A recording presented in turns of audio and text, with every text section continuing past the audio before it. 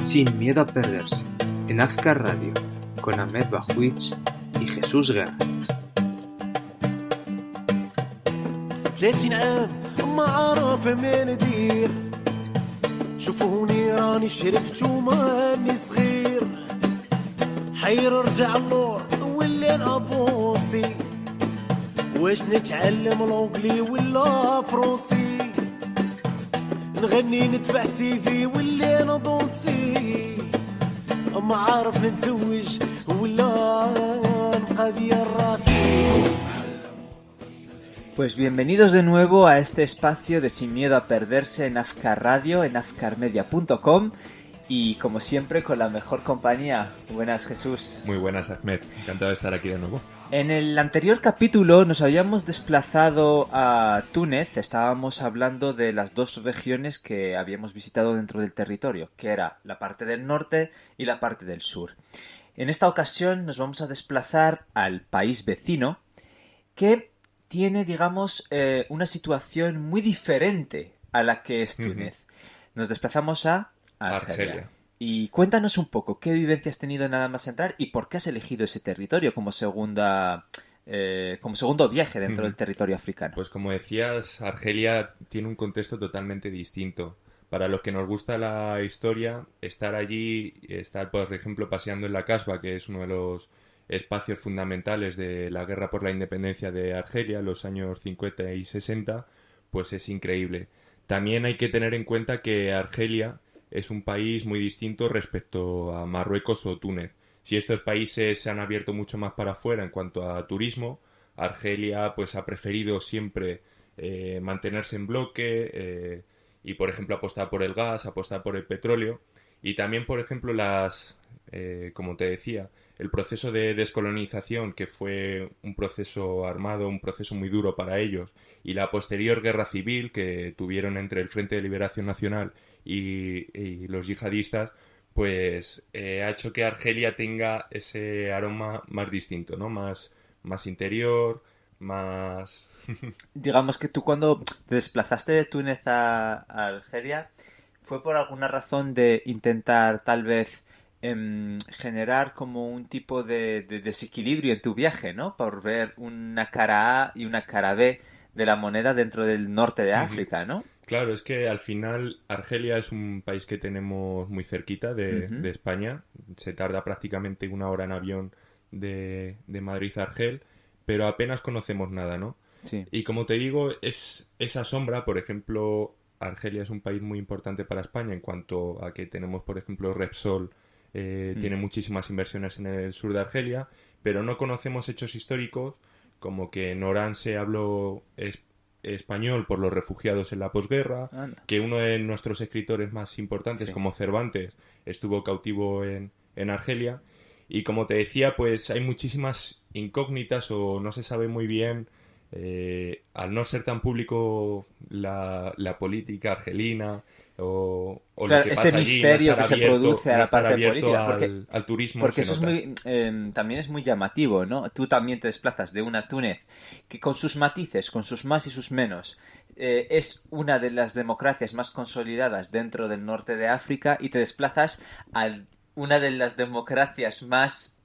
ocultas de ese tipo de democracia, lo estoy poniendo con los dedos entre comillas, como es Argelia. También genera un tipo de choque, ¿no? Y es un país vecino, está pegado a él. Sí, sí, sí. Y además de ver también la parte política, histórica, como nos la has contextualizado ahora, tú solamente te has desplazado a Argel, ¿no? A la capital. ¿Qué has visitado? ¿Qué has visto? Pues era una cuestión pendiente porque ahora hablaremos de Tindouf y ya pude ir previamente, pero en Argel no había podido entrar en la ciudad. Y la verdad que me encontré una ciudad espectacular, muy verde para lo que es África y para lo que se piensan muchos que es África, y una ciudad con mucha historia. Como te decía, se nota que apenas han abierto al turismo, no tienen esa necesidad, no encontrarás sitios turísticos, museos como el Bardo o el Museo de la Cultura Popular que puedes encontrar en la Casbah, pues más bien están centrados en la gente de allí y no en la gente de fuera. La gente local, claro. ¿no? Y luego se nota muchísimo paseando por sus calles, ¿no? Que al final, cuando vas paseando por el centro de Europa, ves, por ejemplo, la arquitectura francesa, que es preciosa, pero al final no ves la gente que vivía allí, no ves la vida tradicional, y aquí en Túnez sí que lo ves. Y luego tiene rincones como la Casbah, que ya te decía, esas callejuelas que vas entrando por algunas y parece que tienes un ojo detrás o que es muy fácil que espiar, que al final entras cuando has visto la película de la batalla de Argel, que Sí. precisamente trata sobre la independencia, pues se te ponen los pelos de punta a pasear por allí.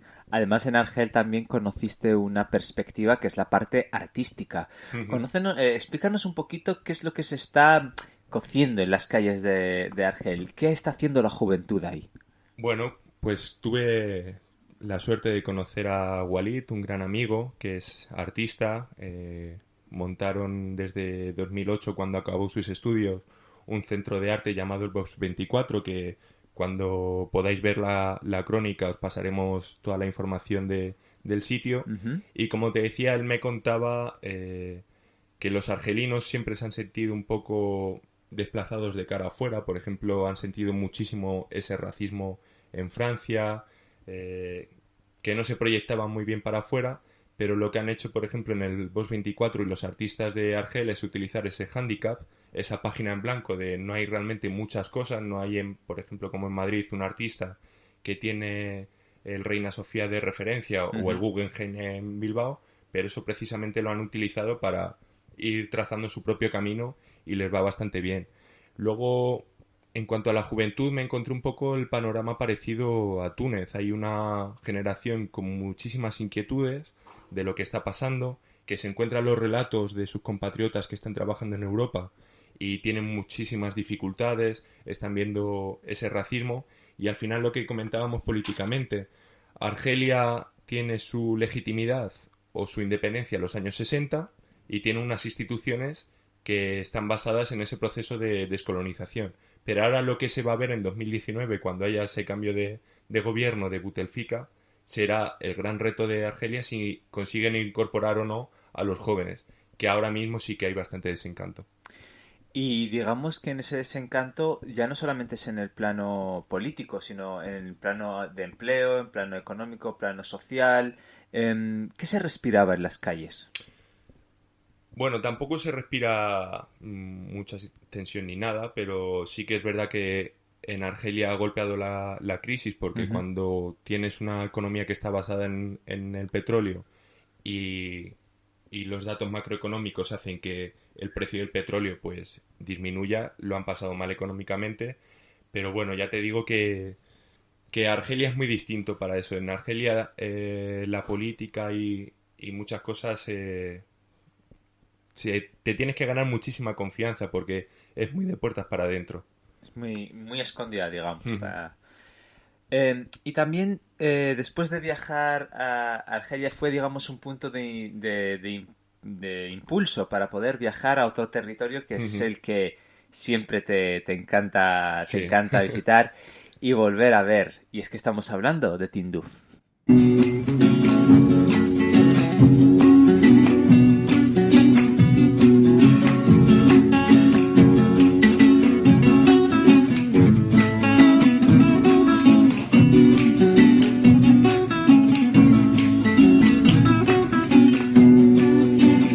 وصارت القمرة والدمع سالس بالحب السمرة يا عداتي.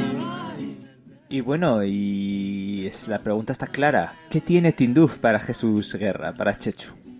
Pues Tinduf tiene una cosa mala, que ojalá no tuviera que ir yo ni nadie allá por las condiciones a las que voy, que es a visitar un campamento de refugiados que llevan allí desde los años 70, ya son 4 generaciones, pero sin embargo ir para allá significa ver a mi familia saharaui, ver a Hamma, que ha sido mi hermanito saharaui que ha pasado veranos conmigo aquí en Madrid, es muchísimas cosas. Además pasé bastante de los sitios en los que estuve, los campamentos de refugiados saharauis es donde más estuve, donde más pude descansar, disfrutar, ver a la gente y hablar con ella con confianza, con mucho tiempo, entrando a sus casas, ganándote su confianza.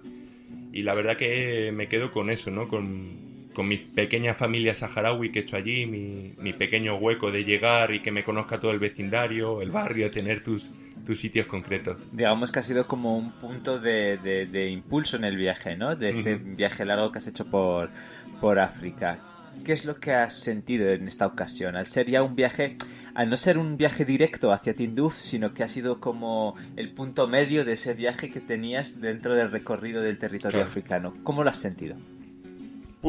Pues la verdad que he sentido muchas cosas. A ver, allí cuando llegas a un campamento de refugiados aprecias muchísimas cosas y hay veces incluso que paradójicamente en un campamento de refugiados te sientes libre, ¿no? Cuando hablas con los jóvenes de allí y ves sus argumentos, a las cosas que les dan importancia, los jóvenes que cuando en la Hamada tienes muchísimas dificultades, imaginaros en verano 50 grados y ese siroco, esas tormentas de arena.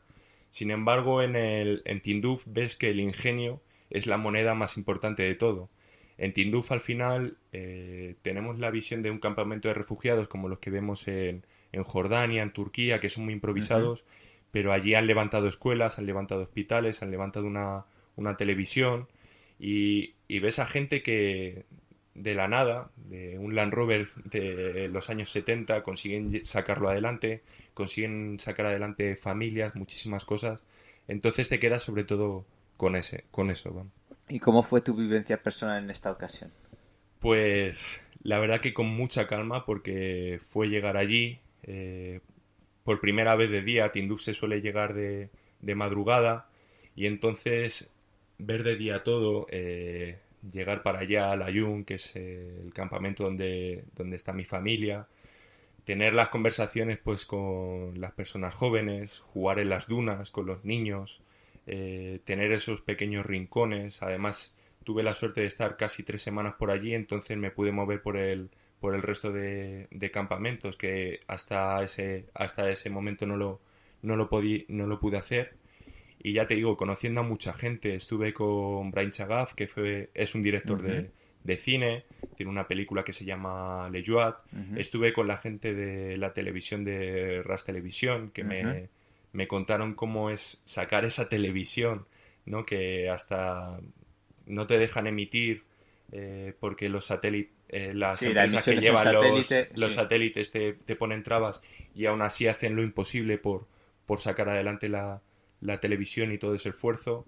Encontrarte con muchos amigos, cooperantes de España que están allí trabajando, enfermeros, gente que va para allí también a ver sus familias, ¿no? Entonces fue una experiencia de nuevo increíble. Yo creo que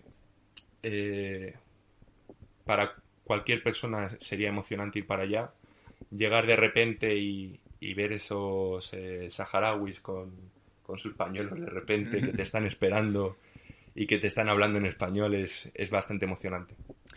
Entonces vamos a seguir hablando del Sáhara en esta ocasión y ya en el siguiente capítulo vamos a profundizar y vamos a conocer, digamos, 2 territorios concretos, 2 expediciones que realizaste ya introduciéndote a lo que es el Sáhara Occidental, ¿verdad? Sí, esto ya sería dentro del Sáhara Occidental. Entonces yo te agradezco el haber estado con nosotros. Muchísimas gracias a ti. Vamos a dejar toda la crónica, todas las fotos, todo el contenido. Si alguien nos quiere preguntar algo, si queremos profundizar más en el tema, pues en afkarmedia.com. Y te esperamos ya para dentro de 2 semanas con otro capítulo nuevo. Shukran, Ahmed. Shukran.